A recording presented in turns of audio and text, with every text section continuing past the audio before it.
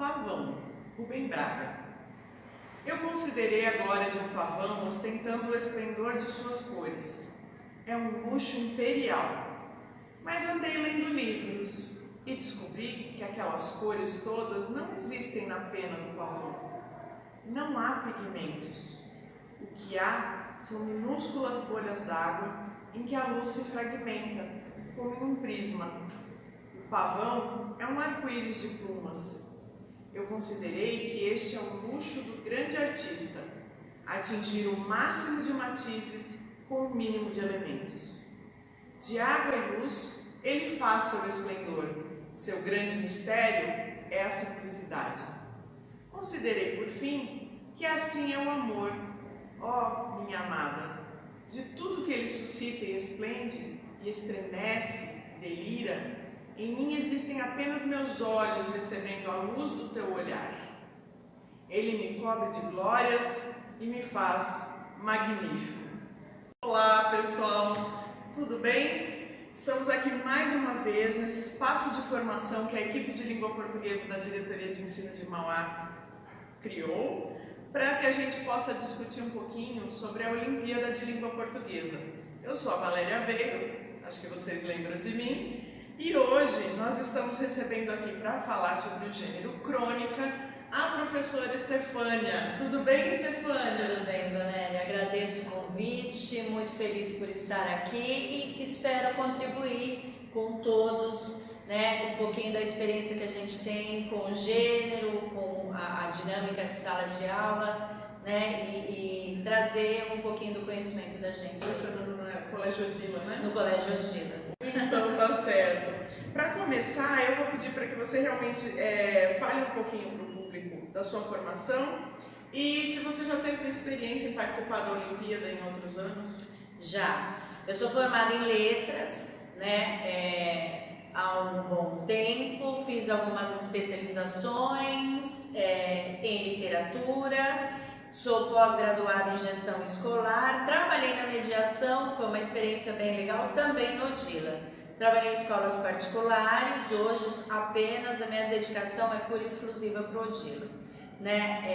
Trabalhei já na Olimpíada de Língua Portuguesa, esse é o meu segundo ano na Olimpíada.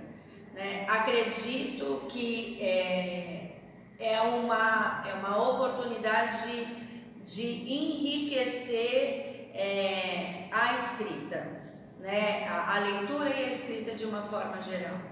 Então é um processo muito interessante, diria. Que bom, legal. Então, um abração da causa aqui com a gente. Vamos falar um pouquinho sobre a crônica agora. O Davi Arrigucci, ele nos fala: às vezes a prosa da crônica se torna lírica, como se estivesse tomada pela subjetividade de um poeta do instantâneo, que mesmo sem abandonar o ar de conversa fiada, fosse capaz de tirar o difícil do simples, fazendo palavras banais alcançarem voo. E aí ele também vai falar a respeito do Rubem Braga, fala que a crônica é essa forma complexa e única de uma relação do eu com o mundo. E alguém brincando com ele, que ele não se achava o tal, respondeu quando perguntaram sobre crônica, O que é crônica? Se não é aguda, é crônica. Vamos lá, como que você define esse gênero, que é um pouco complexo, que tem umas fronteiras assim um pouco diferentes? Aí eu vou pegar até do primeiro texto que você leu, que ele diz assim, o esplendor é igual à simplicidade, então a gente tira do esplendor a simplicidade. A crônica é isso, Então a gente olhar o dia a dia e dessa simplicidade do dia a dia, a gente trabalhar tirando o que é mais bonito, E com o aluno, fazer com que ele saia dessa agitação, porque ele vive numa agitação constante, trazer quase que para um processo de introspecção, refletir e produzir, E o que é a crônica? Eu acho que é interessante mostrar para ele que uma das características é o texto curto. Então, primeira coisa, quando você pede, vamos produzir um texto, aluno, quantas linhas? Poxa, é a primeira preocupação dele, que coisa chata, por que perguntar quantas linhas? é tão difícil assim produzir, porque essa preocupação de quantas linhas... É quase um parto, assim, quantos minutos você te dor? Quanto tempo eu vou ficar ali escrevendo, então não é quantas linhas, é quanto eu vou sentir, quanto eu vou explorar, né? Quanto eu vou poder usar de recurso. Então a crônica, vamos começar mostrando para ele que é um texto curto, que pode ser gostoso, né? Que a linguagem é uma linguagem simples. Então mostrar que a crônica é um texto próximo a ele, né? Que representa o que ele vive ali, né? Do cotidiano. Do cotidiano, que ele pode trazer de repente um tropeção que ele deu na rua. Vira uma crônica. Crônica humorística, então aí olha o tom, então aquela brincadeira, aquilo que aconteceu pode ser, né, se tornar um texto e não preciso me preocupar com a quantidade de linhas. Tá certo, Stefânia, muito bem. A gente sabe que a Olimpíada da Língua Portuguesa fornece materiais muito bons para que a gente consiga trilhar com o aluno esse percurso, que ele fique menos dolorido, fique mais gostoso, mais claro, para que o aluno consiga produzir o texto. No caso da crônica, nós temos o caderno Ocasião Faz o Escritor, com 11 oficinas. Vamos conversar um pouquinho então a respeito dos fundamentos de cada oficina? Vamos. Parece 11 oficinas, muita coisa, mas é tão gostoso. O da crônica eu acho tão suave.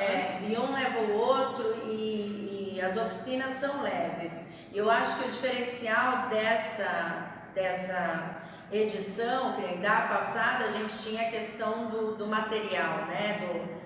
Do manusear papel. E hoje eu acho que é justamente pensando nesse aluno tecnológico, eles estão trabalhando com o que é virtual. Então a gente tem material, os jogos que são interessantíssimos, a gente tem esse material dos jogos, a gente tem áudios, são diversos áudios, a gente tem os vídeos que a gente pode explorar e a gente tem o livro que é virtual, quer dizer, a gente pode explorar numa sala de multimídia, né, com projetor, a gente pode usar o texto ali, então eu não tenho que copiar o texto, entregar para cada aluno, eu tenho o texto ali, o texto ele pode ouvir além de lê-lo, né, então o material, eu acho que ele possibilita o maior dinamismo na aula. Sem dúvida, esse material virtual bem lembrado por você, ele está totalmente compatível com os princípios aí do novo currículo, dessa transição que nós estamos vivendo, do ser e estar do nosso aluno no mundo. Exato. Né? Então a gente precisa estar ligado nisso. Isso. Bom, primeira questão que eu queria fazer sobre a oficina 1. A oficina 1, ela traz a questão da adesão, né? O que você utiliza, como que você costuma conversar com os alunos para eles aderirem à Olimpíada? Nós não fazemos isso de maneira individualizada, então a gente faz realmente por segmento. Então todos os professores de língua portuguesa da escola, nós reunimos os alunos no pátio da escola e apresentamos para todos. Então os sextos anos, sétimos anos, oitavos e nonos, né? E assim por diante. Então eles vão até o pátio da escola, todos os professores comunicam a eles o que é essa Olimpíada, apresentamos os vídeos, não só professores falam, mas nós apresentamos os vídeos dos alunos que participaram, né, dos eventos e todos retirados do próprio site. Né? Então eles vão ver que alunos que ganharam, como foi produzidos, damos exemplos de outros, né, retirando do material disponível no próprio, né, da própria Olimpíada. Que nada mais gostoso ver como será chegar lá, né? Exatamente. Final. E aí a gente tem aquela coisa de tempo, né? Nisso a gente sabe que é tudo muito corrido. Então, unindo, né, todas as séries, a gente sabe que a gente vai ganhar tempo do que ficar levando uma sala, fala, outra sala, fala. Então a gente tem a questão do tempo que se ganha aí também. Então é uma maneira de otimizar a coisa. Né? Da oficina número 2, eu queria que você comentasse uma coisa muito importante na crônica, que você já até mencionou aqui, a questão do tom da crônica. Né? Então, toda a crônica tem aquele tom humorístico, aquele tom lírico. Você definiu o tom, você tem que segurar e ir embora nele. Eu queria que você comentasse um pouco sobre essa dificuldade que os alunos devem ter, segurar esse tom, e como que a oficina e você propõe essa apropriação. Eu acho que aí a gente começa a trabalhar a análise dessas crônicas. Então, toda crônica, a gente tem que começar a trabalhar e entender que todo texto tem uma situação de comunicação. Então, para que ela foi feita, para quem ela foi feita, qual o tom. Então, começar a entender e puxar essa estrutura, a condição de produção. Então, se a gente começar a analisar a crônica e a gente começa a partir de bons exemplos, e nós temos esses bons exemplos, que nós temos excelentes textos também aí, então nós podemos ouvir, nós podemos ler, e dentro desses textos nós também temos, e nas oficinas elas proporcionam tabelas de análise. Sim. Então elas vão trazer esses questionamentos, sempre levando a questão da hipótese, né? Então a gente está trabalhando isso desde o início do ano. Então, esse levantamento de hipóteses, sempre fazendo com que o aluno levante hipóteses. Então, todo texto tem uma situação de comunicação. Então, vamos começar daí. Então, qual foi essa situação de comunicação? Por que ela foi criada? Qual a intenção dele? Para que foi feito? E aí a gente começa a desmontar o texto. Né? Com bons exemplos, a gente começa a construir esse conhecimento. Perfeito. E aí, após esse primeiro contato com os textos, com as crônicas e seus dons, o aluno vai fazer uma primeira produção. Exatamente. Essa primeira produção ela é super importante, porque depois, se ele for selecionado para a semifinal, ele vai ter que levar. Como que você dá uma devolutiva dessa primeira contribuição, dessa primeira organização textual? Aí eu digo que o professor é fundamental nesse momento. Porque caso, e a gente sabe, né, que nem todo mundo vai atingir de primeiro aquilo que a gente imagina como ideal de texto. Sim. Né? Então, a nossa devolutiva pode matar a expectativa desse aluno, a gente está matando a vontade dele ali, a gente perde um aluno ali. Estou muito longe da expectativa e nem não vou mais. tentar mais. Exatamente. Né? Então, tudo que ele produzir, mesmo que esteja longe, tem que ser valorizado. Então, mostrar que ele ainda não alcançou, mas que ele está próximo a isso. Sim. Então, não olhar, a gente não olhar, e a gente tem essa tendência, né? De olhar de repente só a gramática, olhar. Então, a primeira coisa que a gente tem que ver e tomar ciência são quais os critérios de avaliação. Né? Então, de repente, ele não alcançou as questões gramaticais, mas ele conseguiu chegar ao tema. Se ele tiver conseguido se apropriar do que é crônica, escolhido um tom, não já está no caminho. Já está no caminho, então não tirar isso dele logo de cara, porque é a primeira produção. Sim. Né? Então não tem necessidade de tirar isso dele logo. Você não seguiu, né? E aí grifando tudo. Não, então você costuma usar o bilhetinho orientador? Sempre, porque ele sabe onde errou, né? Porque se você coloca abaixo, né, da redação dele, o que faltou ali, o diálogo mesmo, levantando também pontos positivos. E aí ele já pode reescrever, colocando ali, melhorando o seu texto. Legal, Stefânia, não é? Muito bom. Bom, falando de linguagem, né, que a gente sabe que para cada tom uma linguagem, lá na oficina 4 a gente começa a trabalhar com essa questão. Então, que dica você tem para ensinar essa seleção de vocabulário, esses recursos de linguagem conforme o tom? Lá na oficina tem um exemplo do Armando Nogueira com futebol. Então, por exemplo, para falar de futebol, ele tem toda uma seleção lexical. Certo. Como você trabalha isso com eles? A gente vai partir então, lembrando que a crônica é um texto literário, então vamos partir para as figuras de linguagem.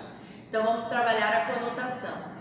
Dentro da conotação, a gente volta de novo para o material oferecido pela Olimpíada, que é justamente um cartaz onde eu tenho as principais figuras de linguagem. Então elas devem ser exploradas pelos alunos, né? O professor mostrar essas figuras através dos alunos, e tem um joguinho com justamente esse jargão futebolístico, né? Que a gente pode fazer um jogo dentro de sala de aula que é muito divertido. E além disso, tem um vídeo chamado Decifra-me ou Te Devoro, né? Que é da palavra puxa palavra, um pouco antigo, mas muito bom.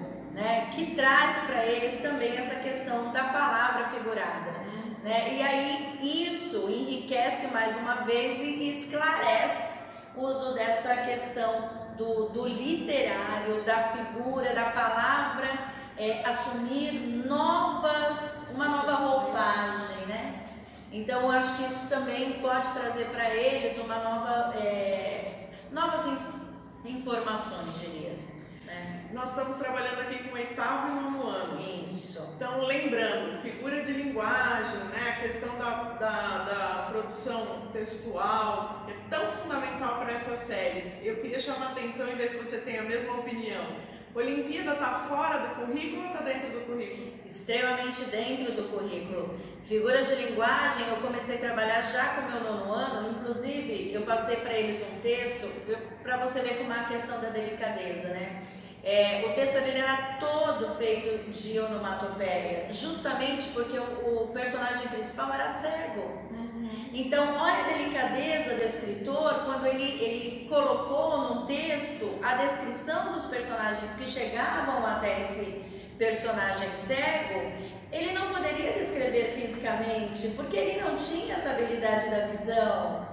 Então ele tinha apenas a audição, então eles reconheciam o som de cada personagem e o interessante é que os alunos reconheceram através dos sons quem era a moça, quem era a criança, o barulho da bengala do cego. Então, se esse escritor não tivesse essa sensibilidade, é isso que a gente vai procurar no aluno, não é? Então, se ele não tivesse essa sensibilidade, como nós sentiríamos esse cego, né? A necessidade dele. Então, essa figura de linguagem, ela deve ser trabalhada para que ele possa entender o mundo, porque a gente sabe que ela é necessária. O texto ele não vem só dentro de uma linguagem específica e objetiva, né? Então, nós temos diversos textos aí que vão trazer isso para a gente, então ele não pode acontecer dessa maneira tão seca. Tá certo. Na oficina 5, bom, nós sabemos que a própria palavra crônica ela tem essa relação com o tempo, né? Eles propõem que a gente trabalhe o homem em seu tempo, pensando lá no Machado de Assis, né? Então, o que você acha de pensar a questão do estilo a partir de Machado de Assis? Machado de Assis é um capítulo à parte mesmo, porque Machado de Assis ele realmente precisa de um momento só dele, né? Porque ele é um escritor singular.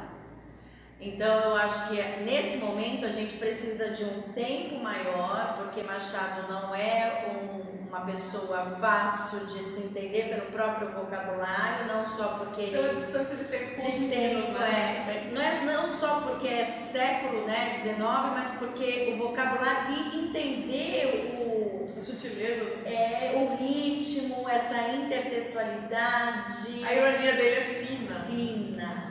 Então, para eles chegarem nisso, né? Então, eles até entendem o que é a ironia, mas para eles chegarem nessa sutileza, então demora um pouco. Então, eu acho que para falar de Machado, não só apresentar a importância dele, porque é imensa dentro da nossa literatura, mas trabalhar alguns textos de Machado, né? E a sua importância dentro da crônica, porque ele usou a crônica para trabalhar e para mostrar para o povo a política. Sim. Né? Então, a política, a nossa sociedade e assim por diante. Para ser crítico. Né? Para ser crítico. Legal. Então, trabalhar ter um capítulo realmente à parte. Tem alguns textos, né? Alguns para ler para os alunos, assim, que Machado pouco é bobagem, né? Tem que ser Machado pouco é bobagem, Na oficina 6, eles trabalham essa relação da notícia com a crônica. É fácil o aluno confundir a notícia com a crônica? Como é isso?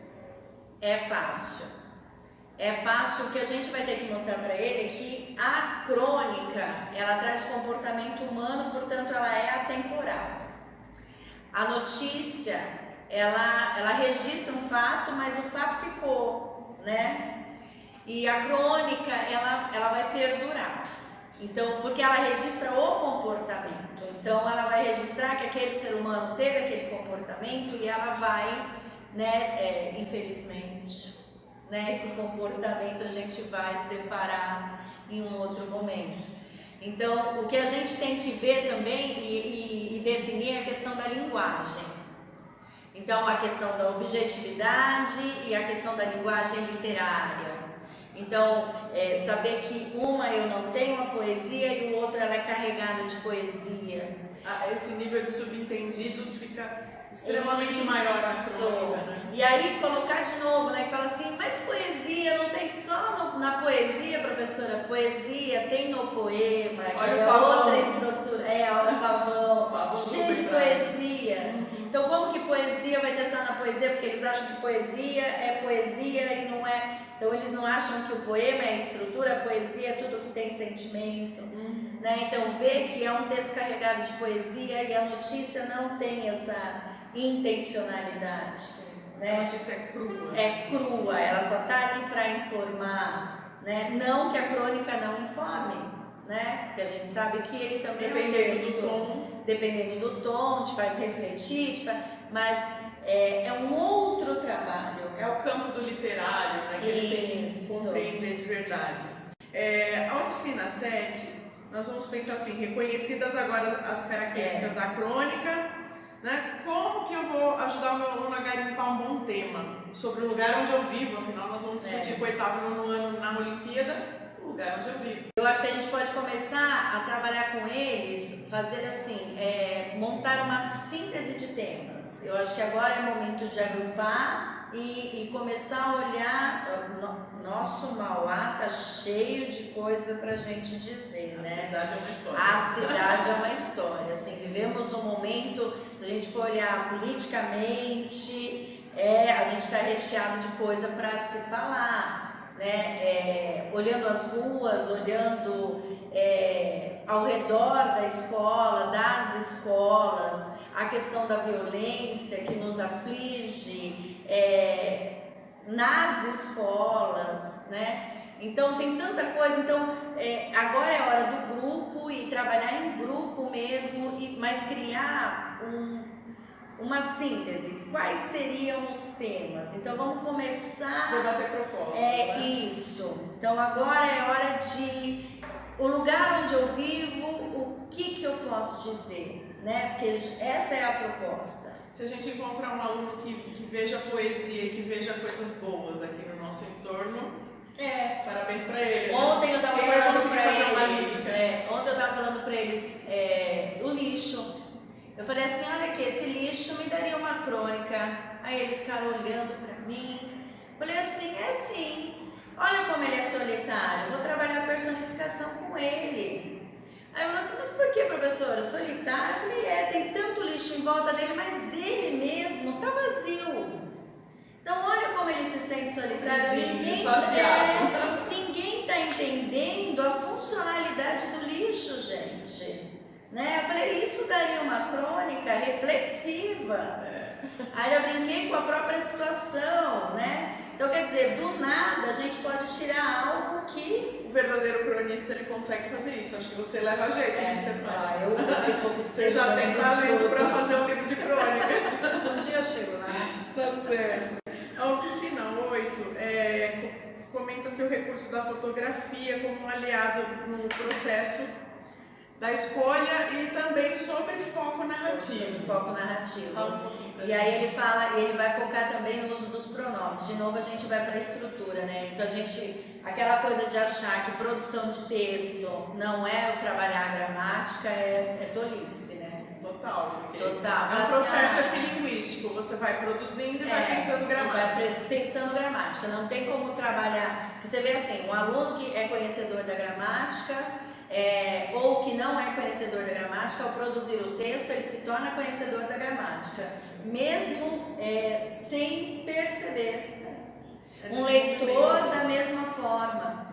Então a gramática está ali. Então você vai reconhecer o narrador através do uso do pronome. Então está aliado ali. Então o narrador, o pronome, tudo vai estar sendo trabalhado. trabalhado. Essa escolha de foco, ela define como que vai ser olhado, como que vai ser encarado o objeto. Exatamente, como você se posiciona, como você vai olhar o seu objeto mesmo, né? Como você vai ter a relação com aquele objeto.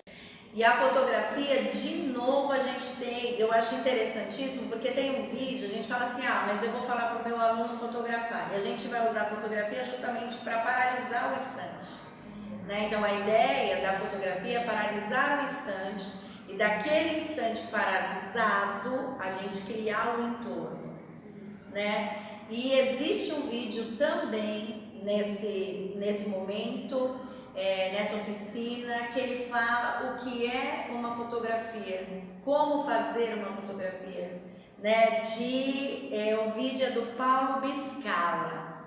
Então ele é profissional da fotografia e ele diz como fazer isso. Ai, que bacana. De repente a gente vai mostrar isso para um aluno e a gente vai despertar nele uma profissão. Exatamente. Não é? Aliás, também? Belíssima, né? Belíssima. Então, tirar fotos. Lindo. Bom, oficina 9. Como fazer um bom processo de escrita coletiva? Você acha que essa difícil escrita coletiva, ela pode ajudar na modelização individual? Assim, que o aluno entenda, agora entende como funciona. Eu acho que sim, principalmente daquele que tem dificuldade. Eu acho que agora é o momento daquele que acha que não vai conseguir, dele ver que ele pode contribuir e dele perceber que ele também tem ideias.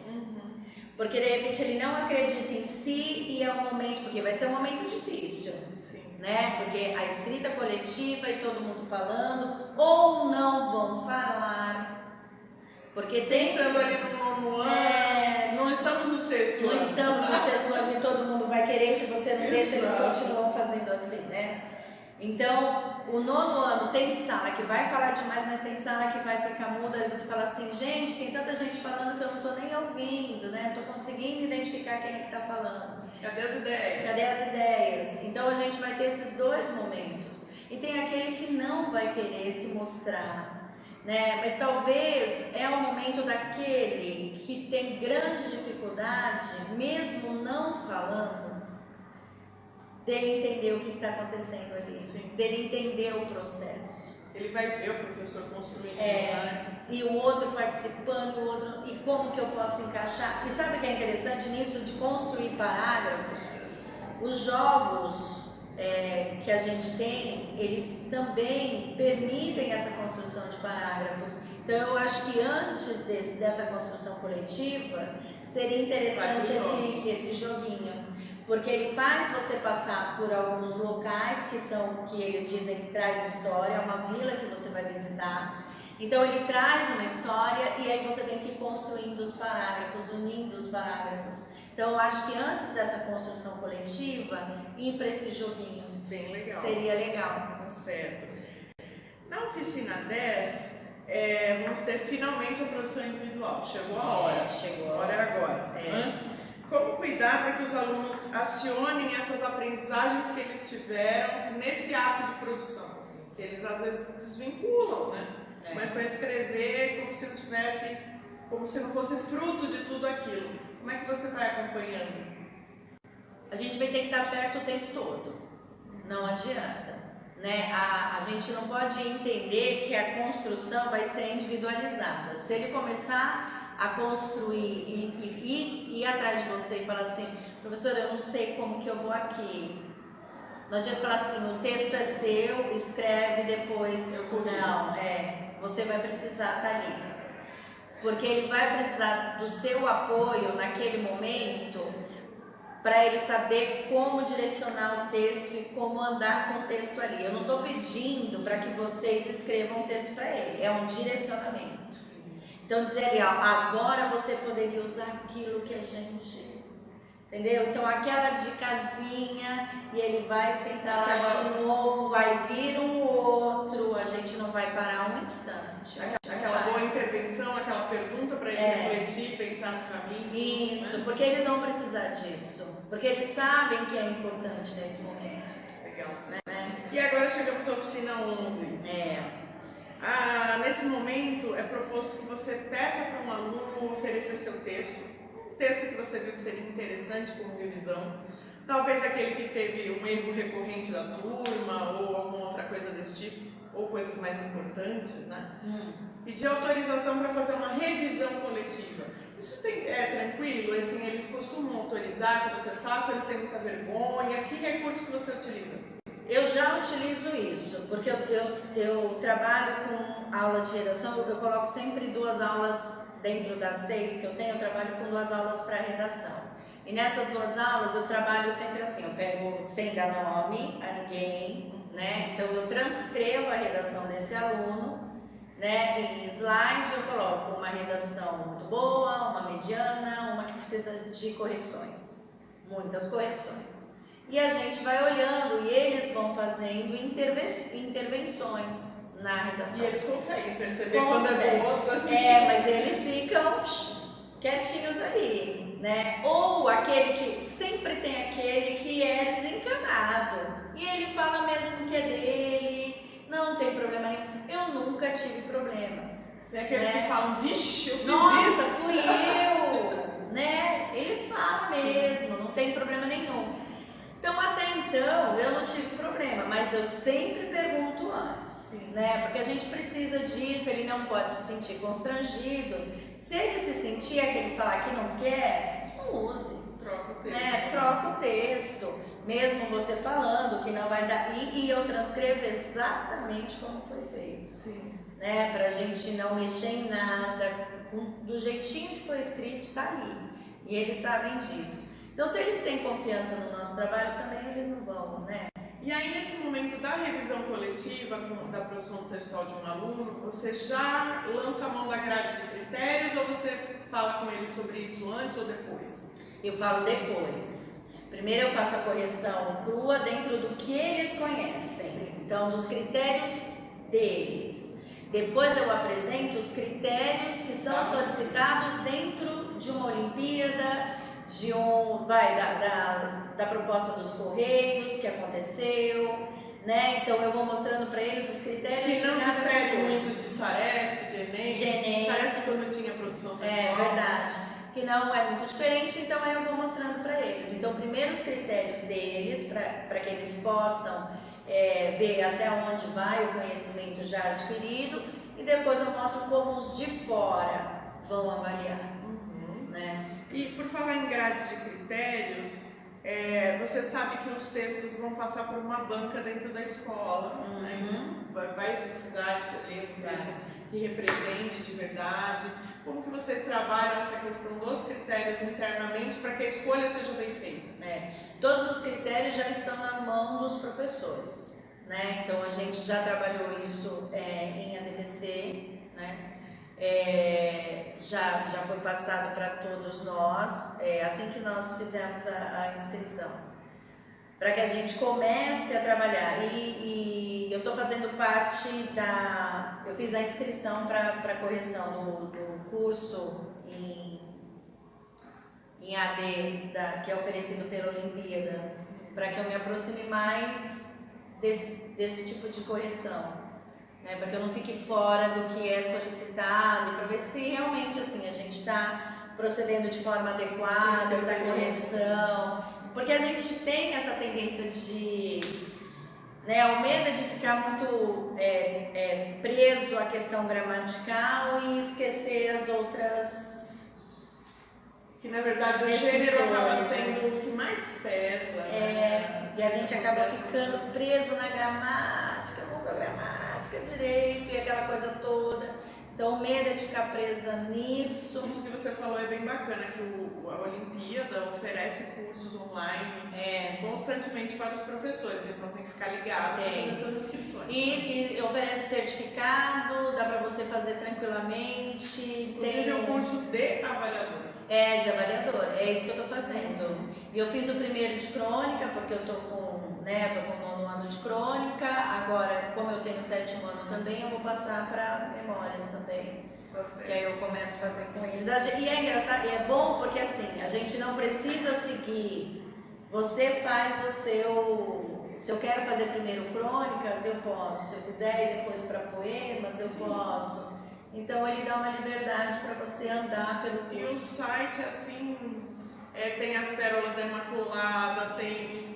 Foi ela. Nossa, tem tudo quanto é vídeo, tem muita coisa para ser explorada naquele site, né? Escrevendo, futuro.org. www.olimpíada.org.br, lá onde você vai fazer a sua inscrição para a Olimpíada até o dia 30. Até o dia 30. Faça. Bom, o nosso último assunto agora é a questão do planejamento.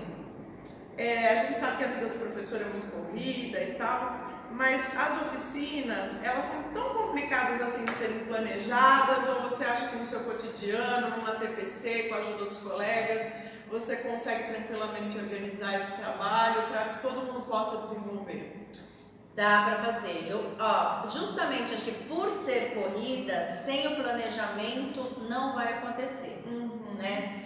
Porque a gente tem diversas coisas para fazer, então se a gente não planeja, igual a aula, né? Então como eu vou entrar na sala sem saber o que eu vou dar a vida do professor é se planejar, não adianta corrigir isso, né? Dentro de casa, fora dela. Então, o planejamento até auxilia o passo a passo, né? Então, quando você vai olhar a primeira oficina, né? Então, a primeira etapa, a primeira oficina, você já vai ver as etapas dessa oficina, então vai ficar muito tranquilo para você ver em qual aula você vai fazer isso, quanto tempo você vai gastar para isso. Então é muito tranquilo, o planejamento ele tem que acontecer. Sem ele a gente vai se perder porque existe um cronograma, né, gente?